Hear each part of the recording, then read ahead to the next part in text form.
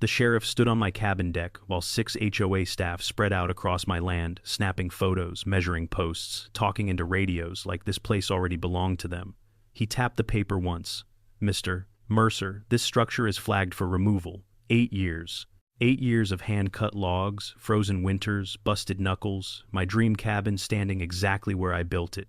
A woman in a Navy HOA vest stepped forward, clipboard thick back up behind her like muscle. "Juniper Crest Authority," she said calmly. "Your cabin is now inside our wildfire buffer zone." I looked at the men circling my cabin, boots on my deck, hands on my beams. "That map didn't exist when I started," I said. She didn't flinch. "It exists now." The sheriff glanced at the coordinates, then at the cabin, hesitating just long enough to tell me something was off. 72 hours, she said. "Vacate voluntarily." That's when it hit me. They didn't come with one clipboard. They came with a crew because they weren't here to warn me. They were here to take something they'd already decided was theirs. Lydia Hale didn't wait for permission. She waved once, and 2 of her people stepped past the sheriff and started photographing my cabin from the inside out. Posts, joints, roofline, like they were inventorying something already seized. "This will go faster if you don't interfere," she said, not looking at me. Lydia Hale was the director of the Juniper Crest Authority, and she carried herself like the mountain owed her an apology. Clipboard tight to her chest boots, too clean for this slope voice, measured and practiced. Not angry, not loud. Confident in a way that only comes from believing the system bends for you. "You built this without submitting architectural plans," she continued. "No exterior review. No HOA approval." "I'm not in your HOA," I said. She finally looked at me then, eyes calm, almost bored. "According to our updated jurisdiction map, you are." She tapped the page like that, settled it. Her motive came out clean and simple, stated once, like policy, not opinion. "We're protecting community safety and property values." Behind her, one man measured the deck rail height. Another leaned close to a support beam, whispering into his radio. They moved like they'd rehearsed this. "You're calling an 8-year cabin a safety issue?" I asked. Lydia smiled thinly. "I'm calling it non-compliant." The word landed heavier than any threat. "Cooperate," she added, "and this stays administrative. Resist and it becomes enforcement." That was the moment I understood her role wasn't to negotiate. It was to make resistance feel expensive and obedience feel inevitable. The pressure started small on purpose. 3 days after Lydia Hale left my deck, a white envelope appeared in my mailbox down the mountain. Heavy paper, clean print, my name spelled perfectly. Inside was a notice of voluntary integration, friendly language, friendly colors, smiling stock photos of cabins that looked nothing like mine. They weren't ordering me yet, they were inviting me. According to the letter, Juniper Crest Authority was extending community protections into previously unincorporated areas. If I opted in within 30 days, they'd grant a temporary compliance window. No penalties, no enforcement, just cooperation. I read it once, then again slower. The threats were buried in the footnotes. Failure to respond could result in restricted access, civil penalties, and remedial action on non-compliant structures. Remedial action. On an 8-year cabin, 2 days later, a second envelope arrived. Same letter. This time my name was printed across the cover. A yellow sticky note clung to the corner. "Happy to discuss options." Lydia, that afternoon, one of her people drove up the fire road without calling, parked at the edge of my retaining wall like it was a visitor spot. He wore clean boots and an HOA badge clipped to his belt. "Just here to help you understand the process," he said, smiling too much. I told him to leave. The next week, someone reported unsafe construction activity to the county. An inspector called, asking if I'd applied for occupancy. I told him the cabin wasn't occupied. He sounded confused. The complaint said otherwise. Papers started stacking up on my kitchen counter. Letters, notices, advisories, each one polite, each one sharper than the last. They never accused me outright. They nudged. They circled. That's when I understood Layer 1 wasn't about force. It was about fatigue. Layer 2 arrived with witnesses. A liaison named Mark showed up mid-morning the following week. Mid-30s, shiny shoes, hybrid SUV that had never tasted gravel. He didn't wait at the gate. He walked straight up the drive like he'd been there before. "Mr. Mercer," he said, extending a hand I didn't take.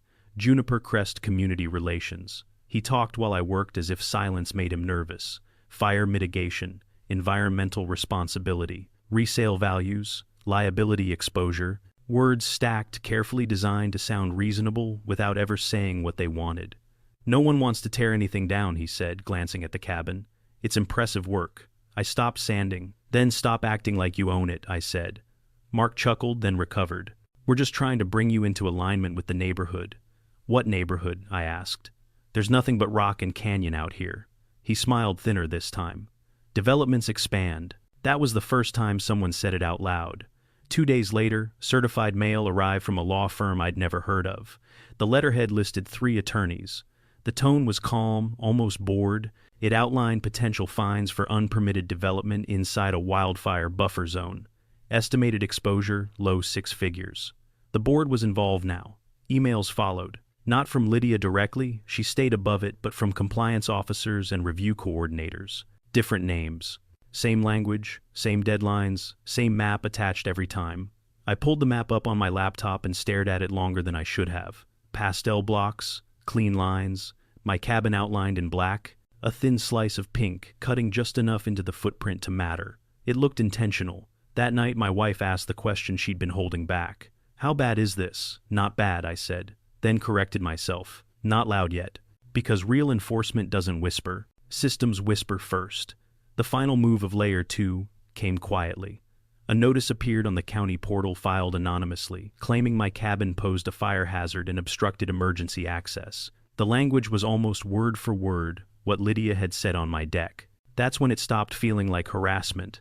This wasn't one woman with a clipboard anymore. It was a board, a process, a machine warming up. And they were laying the groundwork to make it look like I'd been the problem all along. The map Lydia kept using bothered me more the longer I looked at it. It was too clean, too confident. Real land doesn't behave that neatly. So, I stopped arguing with paper and started dissecting it. I pulled my original survey, the one from 8 years ago, out of a steel tube I'd kept since the day I bought the land. I spread it across the kitchen table and laid the HOA overlay beside it. At first glance, they matched just enough to pass. That was the trick. The lie lived in the margins. I downloaded the county GIS layers separately. Parcel boundaries, tax assessor districts, fire mitigation overlays. When I stacked them, the problem jumped out immediately. My parcel never changed tax classification. No new district code, no reassessment, no revenue trail. Jurisdiction without taxation is theater. Authority without assessment is pretend. Someone had drawn a line they never intended to pay for. I drove back up the ridge that afternoon and walked the boundary again, scraping dirt away where I knew the markers were. The iron survey pins were still there, sunk deep into bedrock, unmoved, undeniable. I matched them to the deed. Inch perfect. Standing at the bluff, I zoomed out, not on the map, but in my head. Followed the ridge west, tracked the elevation. Noticed how the land peaked exactly where my cabin sat before dropping away into open canyon. That's when I found it. A development proposal buried in the county planning portal, filed under a holding company name that meant nothing until I opened the renderings. Luxury clubhouse, glass railings, infinity edge deck, unobstructed western views for premium lots. My ridge. My cabin wasn't included. It had been erased. They didn't want compliance. They wanted the view, and my 8-year cabin was standing in the way. The tone changed immediately after that. Not louder, tighter. An anonymous complaint triggered a county inspection, then another, then a third. Environmental disturbance, fire access obstruction, unlicensed structural development. A preliminary fine estimate landed in my inbox, $480,000. Then came the drone photos. Overhead shots framed to exaggerate slope and proximity, angles chosen to make the cabin look reckless instead of rooted. The metadata showed flight paths I didn't recognize. The sheriff returned this time with a deputy. No lights, no sirens, just procedure. We're issuing a notice of voluntary vacation, he said. 72 hours. Lydia stood behind him, silent, satisfied. I handed the sheriff the folder. He flipped through slowly. Photos of iron pins, the unchanged tax codes, GIS edit history showing a single update window with no public hearing ID. He took off his sunglasses again. Where did these coordinates come from, he asked. Lydia answered too fast. County planning. Which office? She hesitated just enough. The sheriff didn't argue. He didn't accuse. He simply said, "We'll verify." That night, emails poured in from different departments, different letterheads, same language, pressure from every angle at once. That's when I made one call. Mabel Lewis didn't waste time. Email everything she said, and stop talking to them. 10 minutes after I sent the file, she called back. "You just handed me their entire playbook," she said. They extended an overlay without registering it as taxable jurisdiction. No revenue filing, no authority. She drafted a cease and desist and filed a formal audit request with the Department of Revenue. That wasn't a lawsuit. It was a spotlight. The response was immediate and telling. Lydia didn't dispute the facts. She accused me of being uncooperative. Deadlines vanished. Pending review replaced threats. Enforcement paused temporarily. The Department of Revenue acknowledged the audit request 2 days later. Translation, someone official, was now looking. That's when the story broke containment. A local producer reached out after seeing the documents I'd posted. He asked one question that mattered. Who benefits if your cabin goes away? I told him to look at the ridge. The segment aired 3 days later. No music, no drama. Just maps, filings, and a drone shot that made the geometry undeniable. Headline, Who owns the ridge? Emails flooded the county. Former HOA members, retired surveyors, people who'd never seen the renderings. One wrote, I thought the buffer was about fire safety. No one mentioned a clubhouse. An emergency Juniper Crest Authority meeting was scheduled for the following morning. Mabel called that night. They flinched, she said. That means tomorrow gets ugly for them. I stood on the deck canyon, quiet beneath the stars, my cabin solid under my feet. For the first time since Lydia showed up with her crew, the pressure stopped working. Because the fight had moved out of envelopes and into daylight. And once that happened, there was no way back. The Juniper Crest Authority meeting was already tense when I arrived. Folding chairs packed the community hall. Board members sat stiff behind a long table, eyes fixed forward like they could will this to stay procedural. Lydia Hale stood at the podium back straight, voice calm, running through a slide deck about fire safety and community alignment. She didn't mention my cabin by name. She didn't have to. A map filled the screen behind her, the same pastel overlay, the same pink wedge cutting into my ridge. Heads nodded. Pens scratched. This was how it always worked. Quiet agreement. No questions. Then the doors opened. 2 county officials walked in, followed by a state revenue auditor and the sheriff. No announcement. No theatrics. Just presence. The room shifted. Lydia faltered for half a second, then recovered. This meeting is for HOA business only, she said tightly. The auditor spoke instead. This is now a county matter. The sheriff stepped forward. I saw Lydia recognize him, saw the confidence drain from her face. He nodded toward the screen. That map is under review. Murmurs rippled through the room. Lydia smiled again, sharp, defensive. We followed administrative procedure. Everything here is compliant. The auditor set a folder on the table. Then, this should be easy. They didn't argue. They displayed. The county official connected a laptop and replaced Lydia's slide with a clean list GIS edit history. No public hearing ID, no assessor approval, no revenue registration. The auditor spoke once clearly. The expanded buffer zone was never filed as a taxable jurisdiction. That means it carries no enforcement authority. The room went silent. Emails appeared on the screen next internal HOA correspondence. Lydia's words time-stamped. The cabin blocks the western sight line. We need that ridge clear before Creekside View breaks ground. Compliance pressure should force a voluntary solution. A rendering followed. The clubhouse. The infinity deck. The exact ridge where my cabin stood empty. Board members stared at the screen like they were seeing it for the first time. One whispered, "We were told this was about fire safety." The sheriff stepped closer to Lydia. "You want to explain why a wildfire buffer looks identical to a development footprint?" She opened her mouth. Nothing came out. Lydia tried one last time. "This HOA," she began. The sheriff cut her off, voice steady. "Miss Hale, you are under arrest." The words landed hard. "For fraudulent misrepresentation, falsification of public records, attempted unlawful property seizure, and tax evasion." Gasps. Chairs scraped. Lydia laughed once, sharp and hollow. "You don't understand who you're dealing with." The sheriff took off his sunglasses.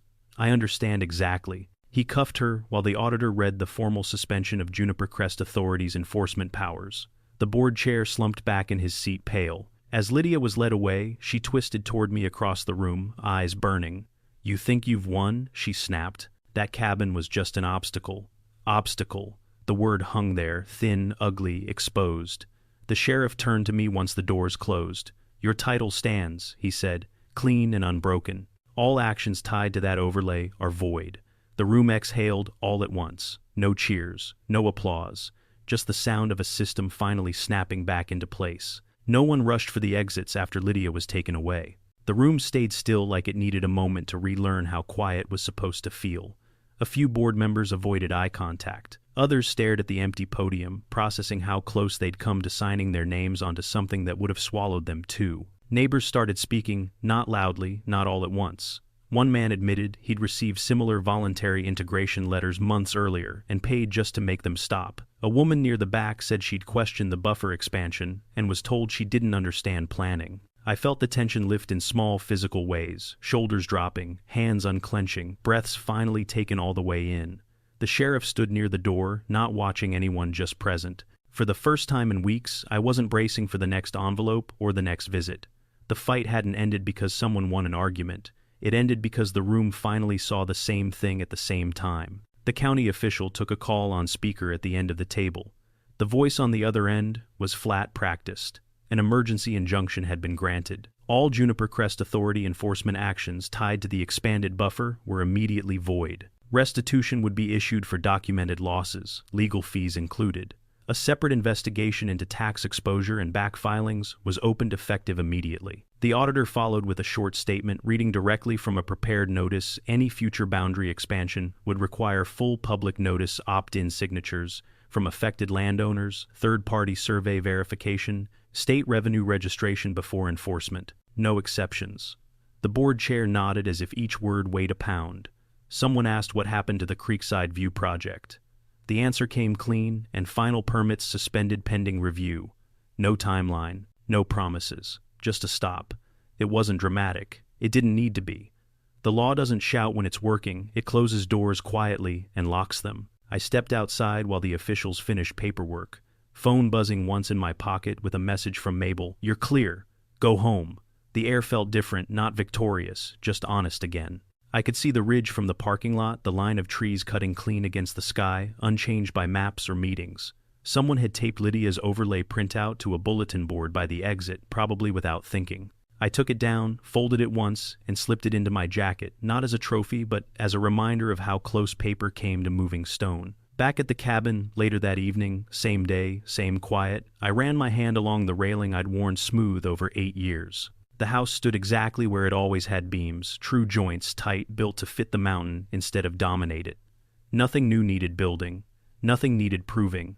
The cabin didn't celebrate, it simply remained. Final closing line. They tried to steal an 8-year cabin with a line on a map, but paper only wins when no one checks the ground.